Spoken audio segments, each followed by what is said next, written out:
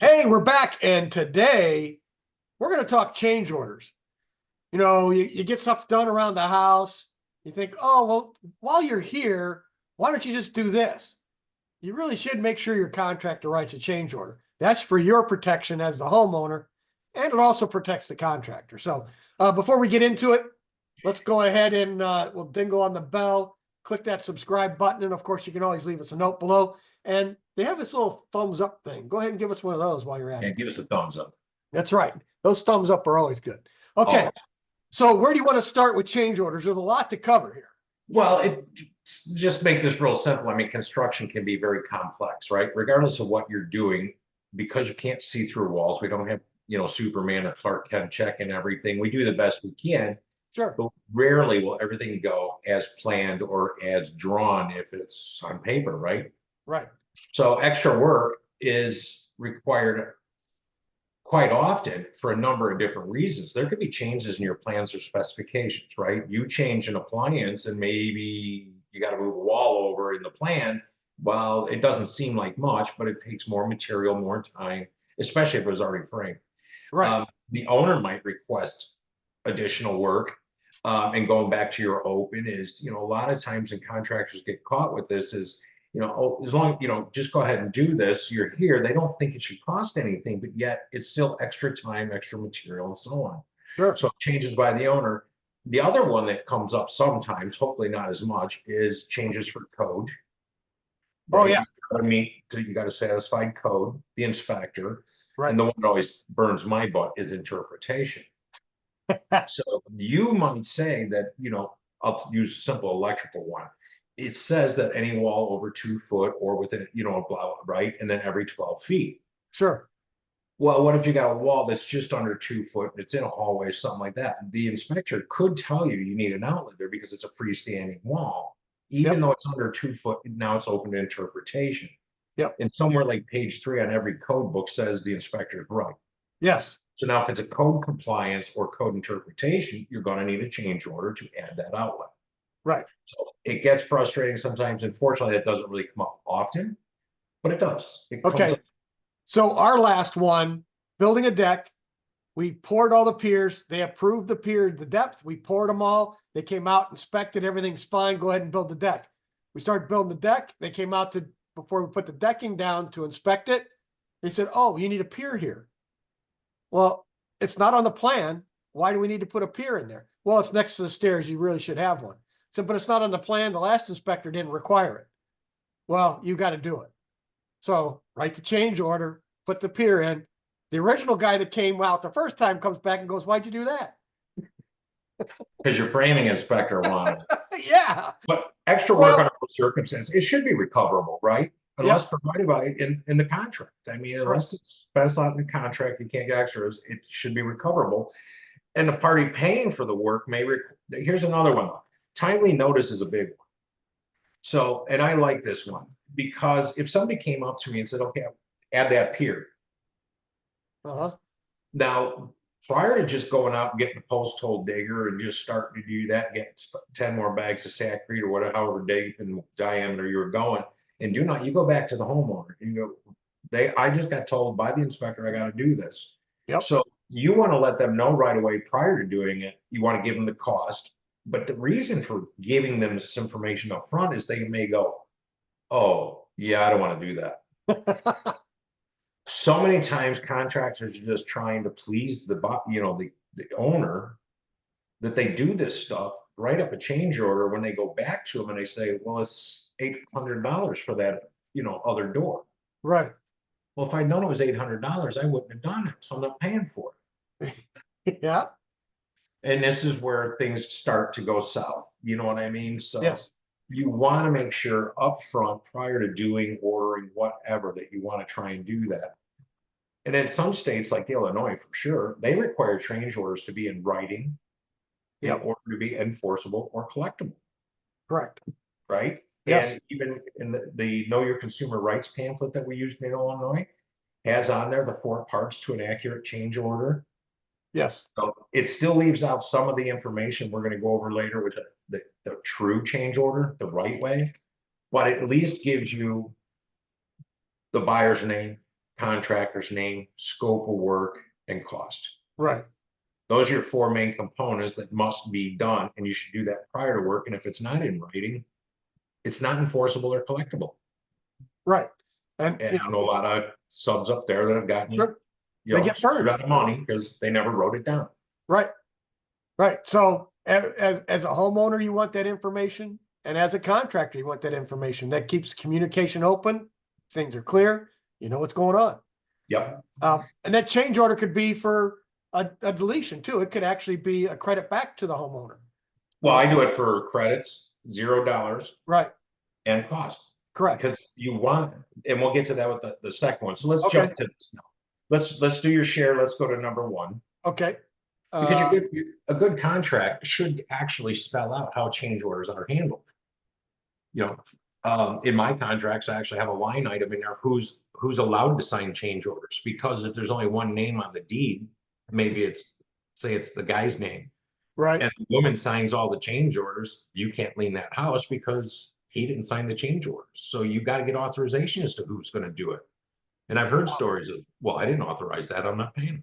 Oh yeah, no, it happens. You know, so this looks like a fine change order right here. And this is probably what most people use, either off of their accounting program, like an Excel spreadsheet or anything like that. This isn't much more than an invoice where they erased the word invoice and wrote change order. Exactly. And it was prepared by Joe Builder. What's going on, Joe Builder? This does list four important things. It does have home builder construction. It has change order for new construction for Steve and Mary Smith. It has a description, an additional half wall. Right. And I do like the fact that he does itemize, right? So this would be a great example. And this is a cost plus, as you can see, the markup rate, 15%, blah, blah, blah. Yep. Okay. But what's lacking here is, what's he tying this change order to? Right. Does he have a contract for a kitchen remodel? So there's no reference to that contract. The original contract. No contract, no original contract amount, and so on. So this style becomes a problem because it lacks certain language that helps protect the contractor and the owner, for that matter. You can fill out multiple change orders on a job, turn them all in at the end, right? And this doesn't even have a number on it. I don't know if this is change order 1 or change order 20. But what happens is you hand a bunch of these at the end of the job, or maybe you get paid as you go, which is the right way to do it, but that has to be in your original contract. Right. But if you start bringing these into somebody and you've got a stack of these and it's $8,000, and they go, oh, I have no idea. I only have 5. I mean, are you going to be the bank now? Yeah. Are you taking it? So, yeah. So that hits hard. So let's go to the AIA version. Okay. And the AIA contracts and all their documents are really set up to protect architects. They are really, I'm not going to sit here and tell you the best things since sliced bread. However, they are better thought out. Yes. And laid out better. So you may be able to use this as a template and set up something in your own word processing, Excel, whatever, right? Correct. But the change order format in this is much better. It has the original stuff, right? It's got the company, the customer, the description that we work, and the total cost for the change order. Right. All that up there on the top. Right in here. But now what I like is when you get down here below the description, when it starts saying the original contract sum. So that's the dollar amount of your original contract. Say you're doing a kitchen for $100,000, right? Yep.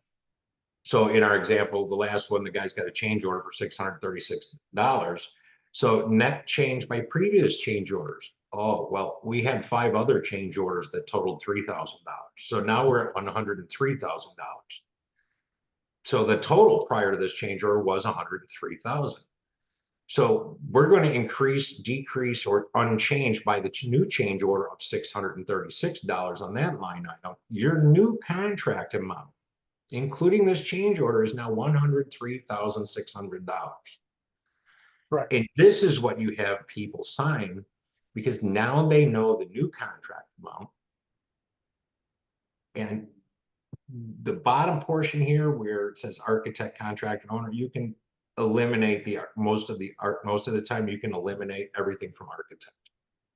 Yeah, Because usually on residential, we don't have the architect. I mean, I have on some jobs, like, the monster homes, we do have architects coming through. But for the most part, we're not running the project. They're not the project manager. So you do not need authorization from the architect. So you want to at least get the contractor and owner's signature and dated time, the whole 9 yards. This is how a change order should be written. It also, contract time will be increased or decreased by. That's a key. Now, Yeah. that last change order, that guy had to remove a wall and he was going to build a half wall. And then that's new drywall. Where is he in the project? If everything was already done in drywall, now you got to add 2 or 3 days to finish that before you can throw the cabinet in, yes? correct. So if he had a contract that said he'd be done in 14 days, I'm sorry, I need 2 more days now.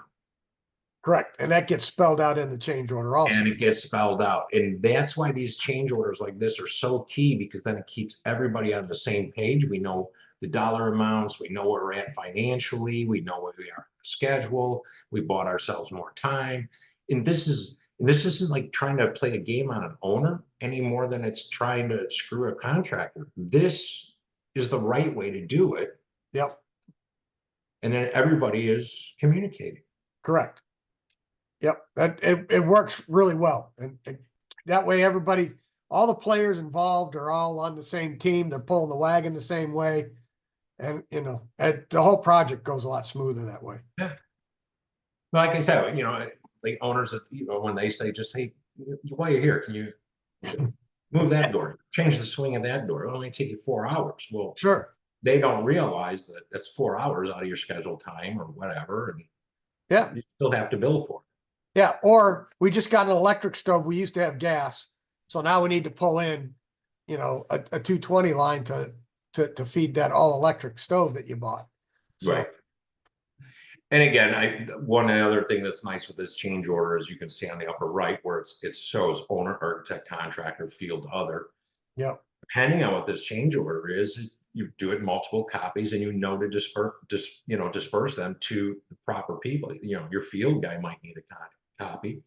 Your subcontractor might need a copy so he knows he's getting paid. But in some respects, like me, I don't, my subcontractors don't get total contract price, blah, blah, blah. Technically, I would have a change order with my subcontractor. Those dollar amounts would then go into this. Correct. Separate from what the homeowner sees. But when you're doing large commercial, it's not unusual whatsoever, especially a public project where everything is out in the open, right? So the sunshine laws. So they would see all this and they would sign off on it so that they're aware.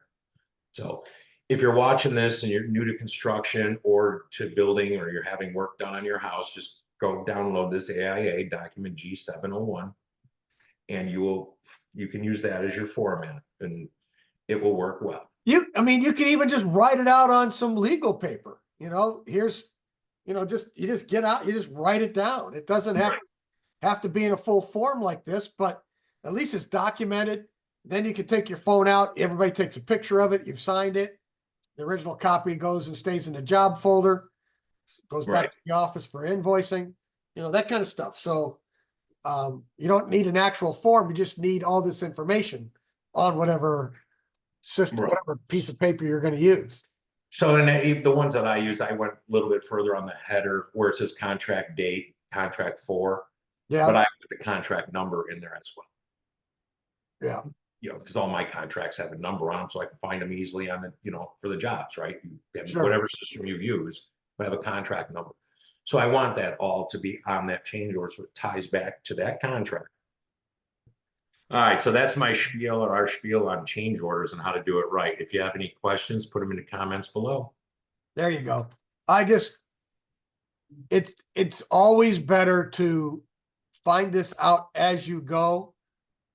For the homeowner, they don't want to be sitting there getting the final bill and say, where'd this extra $5,000 come from?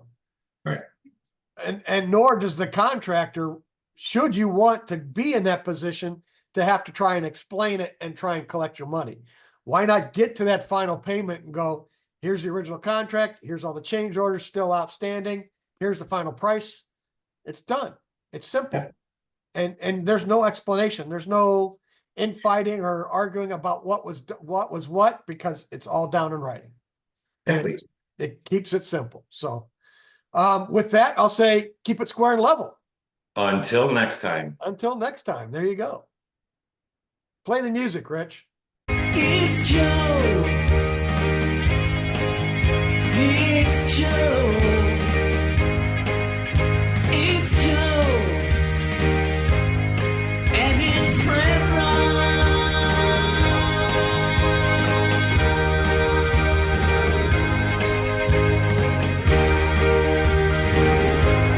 It's Joe. It's Joe. He's the king of Bridgeport, the czar of home repair. He's had 8 lovely wives, he'll make yours number 9. He hosts a radio show and he hits on all the girls. The only choice they have is white or red wine. It's Joe. It's Joe.